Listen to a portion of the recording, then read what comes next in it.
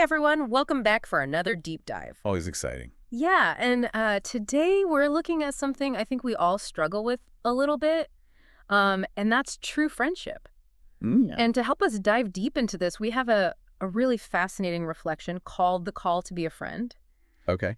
And this was written by Gabriel Abdi Susanto. Interesting. And you know what's interesting about this is instead of like giving tips and tricks on how to make friends, this actually explores what it takes to be a true friend. Oh, that's interesting. I like that angle. Yeah, me too. And he kicks it off with a question, and I think it's a really good one for us to think about as we're going through this. Okay, you. Who is a true friend in your life? Wow. Yeah, right? And he actually says, you know, when he was first thinking about this, he realized he didn't think he had any true friends, but then it dawned on him that he was overlooking the most important one. Oh, wow. And that's his wife. Huh. That's really interesting because I think so often we think about friends as this separate category from family. You know, like friends are friends, family is family. Yeah. But some of the deepest friendships that I have are with family members. Absolutely. So yeah, I think that's a really great point he makes there. Yeah, but you know what's interesting is that when he talks about his wife, he doesn't paint this rosy picture, you know? Right. He actually talks about how his marriage is a source of frustration. Oh, really? Yeah, because they are so different. Okay. Like he's, all about order and routine and, doing things systematically. And his wife is much more spontaneous and intuitive. Okay. And so he talks about how he was constantly having to adjust. Wow. Which wore him down. I can see how that would be frustrating. Yeah. And the thing that I think is so insightful is that he connects this to other areas of his life. Okay. Like, it wasn't just, a marital issue. This was a pattern of behavior. Interesting. Like, he noticed it at work, in organizations, and even with his superiors. Okay, so he was just kind of like putting that expectation on everybody that they should be like him. Exactly. And, what he realized was that he was a perfectionist. And he had these really high standards. Yeah. And he expected everyone to kind of operate at his pace and do things his way. And when they didn't, he was disappointed. I feel like we've all been there, right? Oh, yeah. I mean, maybe not to that extent. Yeah. But, haven't you had those moments where you get frustrated with people because they're not, doing things the way that you think they should be doing them? All the time. Or, reacting the way that you think they should be reacting. Yeah, and that's where he kind of has this aha moment. Like, he realizes that his perfectionism is a barrier to true friendship. Interesting. If you're constantly disappointed that people aren't meeting your expectations. Right. Are you really accepting them for who they are? It's like you're always looking for like the perfect version of that person instead of accepting the reality. Yeah, it's like trying to fit a square peg into a round hole. Exactly. And he talks about this in the context of family life as well. Okay. Like he felt this intense pressure to mold his family into his ideal. Oh, wow. And, it created so much tension that he said he actually lost sight of the relationships themselves. Wow. Yeah, I could see how that could happen. Like you're so focused on, raising the perfect kids or achieving, whatever your family goals are, that you actually lose sight of, the process of building those relationships. Yeah, it's like you're so focused on the outcome that you forget to enjoy the journey. Yeah, and you know what's interesting is he brings up something else here that I think is really powerful, and that's his own struggle with forgiveness. He talks about someone who betrayed him in the past. Yeah. And he realized that by holding on to that hurt, it was actually preventing him from truly connecting with others. Forgiveness is definitely a big part of friendship. Yeah, and there's this really moving line where he says, I have forgiven. I realize this is part of the journey of becoming a friend to others. That's a powerful statement. Yeah, and I think it speaks to the fact that, true friendship isn't just about how we treat others. It's also about our own inner work. Yeah, our own growth. Yeah, like confronting our own imperfections, our own tendencies to judge and control. Right, because we all have those tendencies. Oh, absolutely. It's just a matter of recognizing them and choosing to act differently. You know what? That brings us to something really thought-provoking. Okay. He references Jesus calling everyone his friend. Wow. Which, think about that for a second. Yeah. What would it look like to embody that kind of radical friendship in our own lives? That's a great question. In a world where we're so often comparing, judging, Right. how do we cultivate that level of acceptance and love for everyone we encounter? And not just everyone we encounter, but even the people that, maybe we don't get along with so well or have hurt us in the past. Yeah, and that's a question I think we need to explore further. Absolutely. Especially when you consider, what he says next about his work with migrant workers in Hong Kong. Okay. He talks about how true friendship isn't just about offering help from a distance. Mm-hmm. It's about embracing people where they are in all their complexities. I love that. Yeah, he's suggesting that, true friendship isn't just about being nice. Right. It's about bringing a sense of belonging, healing, even what he calls salvation to others. Wow, that's a pretty high bar. It is. But I think that's what makes this whole idea of friendship so fascinating. It's not about achieving some perfect state of friendship. Yeah. It's about constantly striving to become better friends ourselves. Yeah. And that journey starts with, understanding the roadblocks we might be putting in our own way.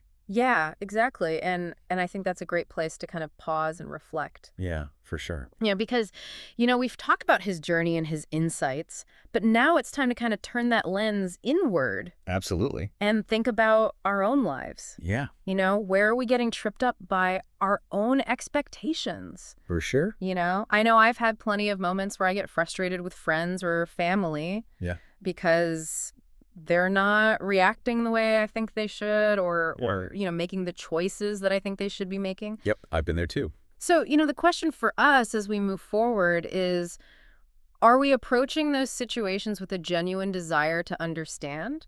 Yeah. Or are we just trying to fit people into our preconceived notions of who they should be? Great question. Yeah, and if it's the latter, are we even capable of true friendship? I know. Because it seems like true friendship hinges on letting go of that need to control. That's a great point. And allowing people to be who they are. Yeah. Even if it's messy. Even if it's different from what we would choose for them. And sometimes even if it's hurtful to us. Yeah, and I think that's where we need to kind of dig deeper. Absolutely. And explore, what it means to truly let go of that need to control. For sure. And embrace the beauty of true friendship. Sounds good to me. Yeah, let's do it. Okay. So we'll be back after a quick break to continue our deep dive into the call to be a friend. It's interesting because when we talk about, letting go of control, it makes me think about vulnerability. Like, can true friendship even exist without vulnerability? I don't think so. And that requires vulnerability from both sides, right? Right. Like, not only are we being vulnerable with our friends, but they need to be vulnerable with us. Absolutely. And I think that's one of the things that makes true friendship so difficult. Yeah, because it requires trust. Yeah. Like you have to trust that the other person isn't going to judge you or reject you for being your true self. And that's why I think it's so important to create that safe space. Right. Where people feel comfortable being vulnerable. Absolutely. And that goes back to what we were talking about earlier. Yeah. About accepting people for who they are. Yeah. Not who we want them to be. Exactly. Like appreciating the real person. Yeah. Not the idealized version in your head. Which, let's be honest, that's easier said than done, right? Oh, yeah, for sure. I catch myself doing that all the time. Me too. It's like a natural human tendency. It is. To want to, kind of put people in boxes. Yeah. And label them and categorize them. Yeah. And I think the author's point is that that's a process. It's about becoming more aware of those tendencies. Right. And then consciously choosing to do something different. Yeah, like choosing empathy over expectation. Oh, I love that. Curiosity over criticism. Yeah, that's a great framework. Yeah. Curiosity over criticism. Yeah. So, if we're feeling that frustration creeping in, how do we actually shift gears? That's a good question. Like, what does that look like in practical terms? Well, I think for me, it starts with asking myself, okay, what don't I understand about this person's perspective? Yeah. Like, what might be motivating their actions? Okay. It's about putting aside my assumptions and genuinely trying to see the world through their eyes. And that doesn't necessarily mean we have to agree with their choices, right? No, not at all. But it does mean, like, making space for their experience. Exactly. Even if it's different from our own. Yeah, and I think that's what true friendship is all about. Yeah. It's not about erasing differences. Right. It's about navigating them with respect and understanding. Yeah. It's about recognizing that everyone is on their own journey. Yeah. With their own unique set of challenges and triumphs. And that reminds me of something the author said about, true friendship not just being about offering help from a distance, but about embracing people where they are. Right. He was talking about his work with migrant workers. Yeah, I think it applies to all kinds of relationships. Absolutely. Like sometimes the most powerful thing we can do is just be present with someone. Yeah.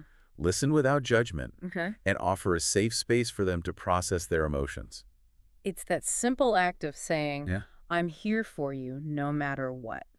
Which brings me back to forgiveness. Hmm. You know, the author's realization that forgiving someone who had betrayed him Right.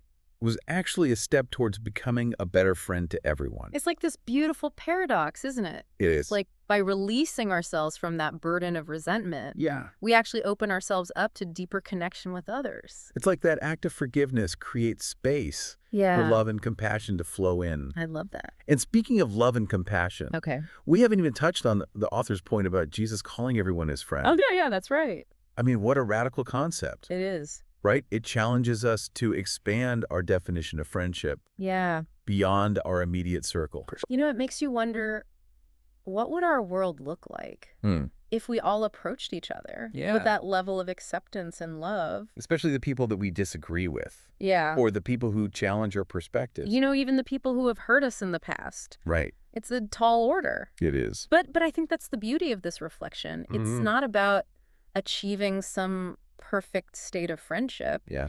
It's about constantly striving Yeah. to embody those qualities of empathy, forgiveness, and unconditional love. And it's a lifelong journey. It is. You know, it's not something that you just achieve overnight. Right. It's something that you have to work at every single day. And it all starts with taking a hard look at ourselves. You know, where are we holding on to unrealistic expectations? Yeah. Where are we letting our need to control Right. get in the way of genuine connection? Because we all have those blind spots. We do. You know, nobody's perfect. No. But the more aware we become of them, Yeah. the more we can choose to respond differently. Right. You know, to choose understanding over judgment, Oh, to choose love over fear. I love that. Yeah. It's a conscious choice we make It is. in every interaction. Mhm. And the more we practice it, Yeah. the more natural it becomes. And the more we experience the transformative power of true friendship, Yeah. both for ourselves and for the people around us. This whole conversation has been a real eye-opener for me. Yeah, me too. It's made me realize that, you know, true friendship isn't some passive state of being. Right. It's an active choice we make every single day. Absolutely. And it's a choice that starts with ourselves. Yeah. You know, with recognizing those moments when we're slipping into judgment or trying to force people into boxes that fit our expectations. So as we wrap up this deep dive, I want to turn that lens back on you, the listener. Okay. You know, think about your own relationships. Yeah. Where are you holding on to those unrealistic expectations? Good. Where are you getting hung up on the need for people to be a certain way, Right. even if it's not who they truly are? That's a tough question, It is. but an important one, Yeah. because I think that's where the real work of friendship Mm. begins. Right. Not with finding perfect people, Yeah. but with challenging our own need for perfection in others. And what would it look like to let go of that need? To approach our relationships with more openness, more acceptance, even more curiosity Yeah. about the people in our lives. Imagine the freedom that would come with that shift. Yeah. You know, the freedom to Yeah. truly see people for who they are, Yeah. quirks and all. Yeah. The freedom to appreciate their strengths and accept their limitations Yeah. without judgment. It's like we're trading in the pressure cooker of perfection Uh-huh. for the wide open space of genuine connection. I love that. And who knows what kind of beautiful, unexpected relationships might blossom in that space. That's the challenge I leave you with today. Oh. To shift your focus from demanding perfection to cultivating acceptance. Okay. To trade in criticism for curiosity. Okay. To let go of the need to control and embrace the messy, imperfect beauty Yeah. of true friendship. It's a journey worth taking, It is. and one that has the potential to transform not just our relationships, but our entire outlook on life. Absolutely. So until next time, keep diving deep, keep exploring, and keep challenging yourselves to become the kind of friends you wish you had. Great advice. And thank you for sharing this incredible reflection with us. It's been a privilege to explore it together. Wow, yeah, this has really been eye-opening for me. Me too. You know, when we started talking about true friendship, I don't think I really realized how much work it actually takes. It's definitely not passive. No, not at all. It's a Yeah. constant process of, you know, looking inward, challenging our own assumptions. Right. And recognizing our own blind spots. Yeah, and I think the biggest takeaway for me has been that it really starts with us. Like, we can't expect to have true friendships if we're not willing to do the work on ourselves first. And that work starts with letting go of that need to control. Yeah. To kind of mold people into who we think they should be. Exactly. And instead, embracing them for who they are. Quirks and all. Yeah. And I think that's a really powerful challenge for all of us. It is. Because it's so easy to get caught up in our own expectations and our own ideas of how things should be. Especially in today's world, Yeah. where there's Right. so much pressure to be perfect. And to have the perfect life. The perfect friends. The perfect everything. And so I think this reflection is a really timely reminder. Yeah. That true friendship isn't about perfection. No. It's about acceptance. And about love. And about embracing the messy reality of being human. No warts and all. And I think that's what makes it so beautiful. It is. It's not always easy. No. But it's always worth it. So I guess the question for us as we leave this conversation is, are we willing to do the work? Are we willing to let go of our need for perfection? And embrace the beauty of true friendship? Because I think if we are, Yeah. we'll be amazed at the depth and richness that our relationships can bring to our lives. So until next time, keep diving deep, keep exploring, and most importantly, keep challenging yourselves to become the kind of friends that you wish you had. That's great advice. I can't wait to see you all back here for another deep dive into something that matters. That's good. All right, take care.